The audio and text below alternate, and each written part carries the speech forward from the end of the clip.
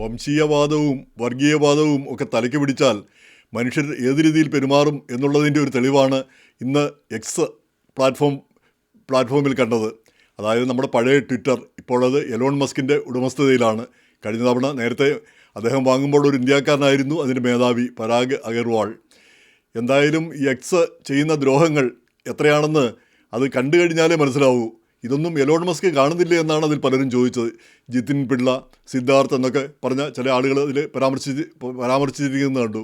ഇത്തരം നിന്ദ്യമായിട്ടുള്ള കാര്യങ്ങൾ പോലും വന്നിട്ടും ഈ എലോൺ മസ്ക് അത് ഇഷ്ടം പോലെ ആളുകൾക്ക് എന്തും എഴുതാം, എന്തും ഏത് രീതിയിലും ആർക്കെതിരെയും അക്രമത്തിനുള്ള ഭീഷണി മുഴക്കാം, ഇതൊക്കെ ചെയ്യുന്ന അദ്ദേഹം കാണുന്നില്ലേ? ഇതിനെതിരെ യാതൊരു നടപടിയും എടുക്കുന്നില്ല എന്നാണ് അവർ ചോദിച്ചത്. എന്തായാലും ഇതുവരെയൊന്നും എടുത്തു കണ്ടില്ല. ഈ മസ്ക് നമുക്കറിയാം H1B വിസയെ ന്യായീകരിച്ച ആളാണ് എന്ന് മാത്രമല്ല അദ്ദേഹം രാഷ്ട്രീയ പാർട്ടി ഉണ്ടാക്കിയപ്പോൾ അതിനെ ട്രഷററായിട്ട് നിയമിച്ചത് ഒരു ഇന്ത്യക്കാരനെയാണ്.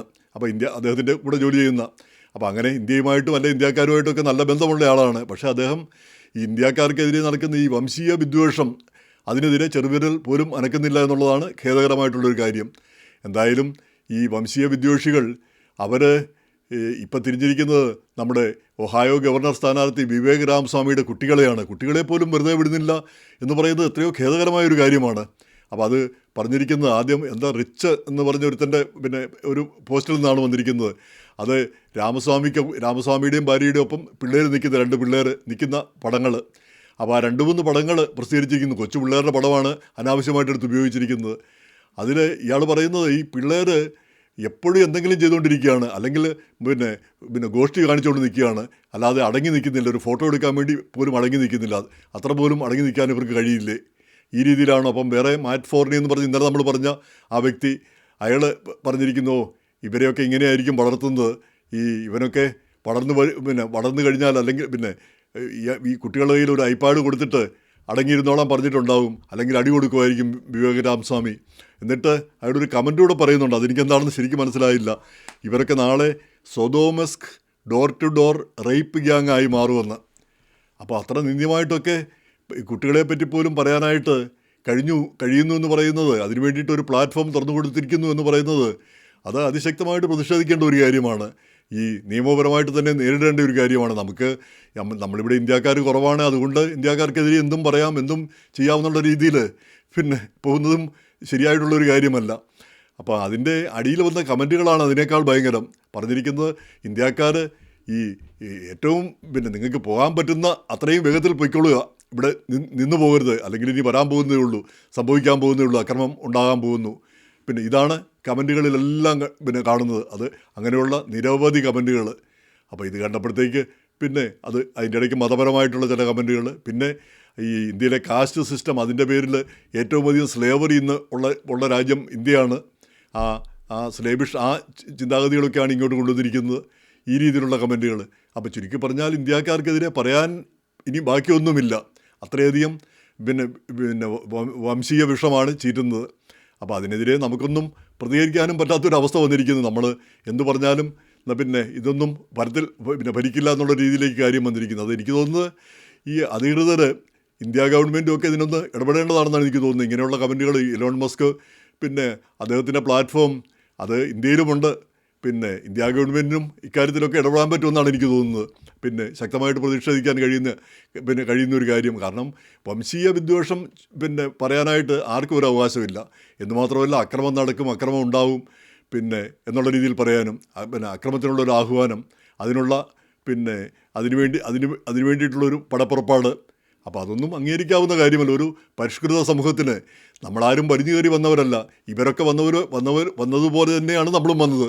ഇവർ കുറച്ച് നേരത്തെ വന്നു, നമ്മൾ കുറച്ച് വൈകി വന്നു എന്ന് മാത്രം. അപ്പോൾ അത് വൈകി വന്നതുകൊണ്ട് നമ്മളെല്ലാം രണ്ടാമത്തെ കിടക്കാരും മോശക്കാരുമാണെന്നുള്ള രീതിയിലാണ് ഇവരൊക്കെ ചിന്തിക്കുന്നത്. അപ്പം വിവേക് രാമസ്വാമിയും അദ്ദേഹം ന്യൂയോർക്ക് ടൈംസിൽ എഴുതിയ എഡിറ്റോറിയൽ ഈ ഒപ്പീനിയൻ പീസിൽ അദ്ദേഹവും അത് തന്നെയാണ് പറഞ്ഞത്. നേരത്തെ വന്നു എന്നുള്ളതുകൊണ്ടല്ല, അമേരിക്കയുടെ ചിന്തയും അമേരിക്കയുടെ മൂല്യങ്ങളും അനുസരിച്ച് ജീവിക്കുകയും അതനുസരിച്ച് പ്രവർത്തിക്കുകയും ചെയ്യുന്നു, അതിൽ വിശ്വസിക്കുകയും ചെയ്യുന്നു. അങ്ങനെയുള്ളവരാണ് അമേരിക്കക്കാരല്ലാതെ നേരത്തെ വന്നതുകൊണ്ടും പിന്നീട് വന്നതുകൊണ്ടും അവർ തമ്മിൽ വ്യത്യാസമൊന്നും ഉണ്ടാകുന്നില്ല എന്നാണ് അദ്ദേഹം പറഞ്ഞത്. പക്ഷേ അതിനെതിരെയും അതിരൂക്ഷമായ വിമർശനമാണ് ഉണ്ടായത്.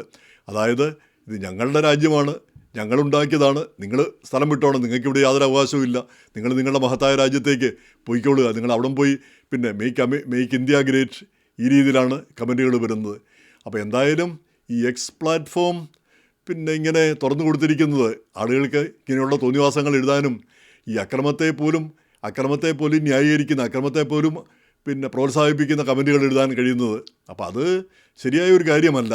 അത് പിന്നീട് ഈ ആളുകളെ ഒന്നിപ്പിക്കാനും ഈ ഇന്ത്യക്കാർക്കെതിരെ കൂട്ടായ ഒരു പ്രതികരണത്തിന് പോലും ഇതൊക്കെ വഴിതെളിക്കാവുന്നതാണ്. അപ്പം ഈ മസ്ക് ഇത് കാണുന്നില്ല എന്നുള്ളതാണ് നമ്മളെ ഏറ്റവും അലോസരപ്പെടുത്തുന്നത് ഇങ്ങനെയുള്ള കാര്യങ്ങൾ. അതുപോലെ തന്നെ ഇതിൽ നിയമപരമായ നടപടികൾ നമ്മൾ ഈ അമേരിക്കയിലെ ഇന്ത്യക്കാർ നമുക്കറിയാം, ജാതിയുടെയും പിന്നെ സംസ്ഥാനത്തിൻ്റെ ഒക്കെ അടിസ്ഥാനത്തിലാണ് നമ്മളിവിടെ വേർതിരിഞ്ഞ് കഴിയുന്നത്. ഇന്ത്യക്കാരെന്ന് പറയുന്നേ ഉള്ളൂ.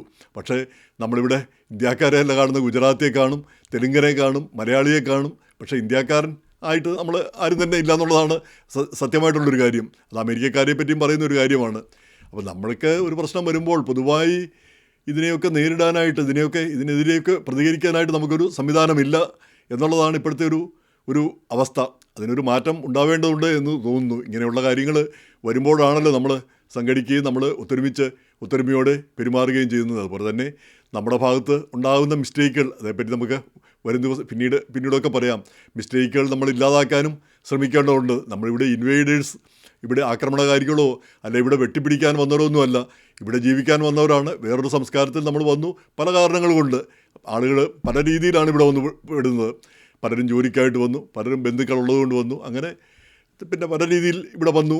പിന്നെ അപ്പോൾ ഇവിടെ ജീവിക്കുന്നു എന്നല്ലാതെ ഈ രാജ്യം വെട്ടിപ്പിടിക്കാനോ അല്ലെങ്കിൽ ഇവിടുത്തുകാർക്ക് ഒരു ദോഷം വരാനോ ഒന്നും ആഗ്രഹിക്കുന്നവരല്ല. അങ്ങനെയുള്ള ഒരു കാര്യങ്ങൾ നമ്മൾ ചെയ്യുന്നുമില്ല. ഇനി H1 വിസയിലാണേലും ഇവിടെ കമ്പനികൾ ആളുകളെ വിളിച്ചു വരുത്തുന്നതാണ്, അല്ലാതെ ആരും സർക്കാർ വിസ കൊടുത്തിട്ടാണ് ഇങ്ങോട്ട് വരുന്നത്, അല്ലാതെ വെറുതെ ഓടിങ്ങി വരികയല്ല ചെയ്യുന്നത്. എന്നിട്ട് അവർ ജോലി പിന്നെ ചെയ്യുന്നു, അല്ലെങ്കിൽ അവർ കുറഞ്ഞ ശമ്പളത്തിന് ചെയ്യുന്നു. അതെല്ലാം ഇവിടുത്തെ കമ്പനികൾ ചെയ്യുന്ന കാര്യങ്ങളാണ്. അപ്പോൾ അവർക്കെതിരെയാണ് നടപടികൾ വേണ്ടത്. അല്ലാതെ ഈ വരുന്ന സാധുക്കളായ ആളുകൾ ഒരു ജോലിക്ക് വേണ്ടി അല്ലെങ്കിൽ കുറച്ച് പൈസയ്ക്ക് വേണ്ടി വരുന്ന ആളുകളെ ഒരു സ്കേപ്പ് ഗോട്ടായിട്ട്, അവരെ ഒരു ഇരയായിട്ട് കണക്കാക്കുന്ന ആ ഒരു മനസ്ഥിതി എന്തായാലും ആ ഒരു ഇന്ത്യാവിരോധം പിന്നെ ശക്തമായിട്ട് നിൽക്കുന്നു.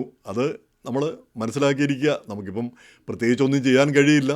പക്ഷേ ഇങ്ങനെയുള്ള കാര്യങ്ങളിൽ പ്രതിഷേധിക്കാൻ സംഘടനകളും പിന്നെ ഇന്ത്യ ഗവൺമെൻറ്റും ഒക്കെ മുന്നോട്ട് വരാവുന്നതാണ്. വാസ്തവം പറഞ്ഞാൽ ഇങ്ങനെ ഈ മസ്കിൻ്റെ പ്ലാറ്റ്ഫോമും ഒക്കെ ഇങ്ങനെ ചെയ്യുന്നത് ശരിയല്ല എന്നുള്ളത് നമുക്കെല്ലാം ബോധ്യമുള്ളൊരു കാര്യമാണ്.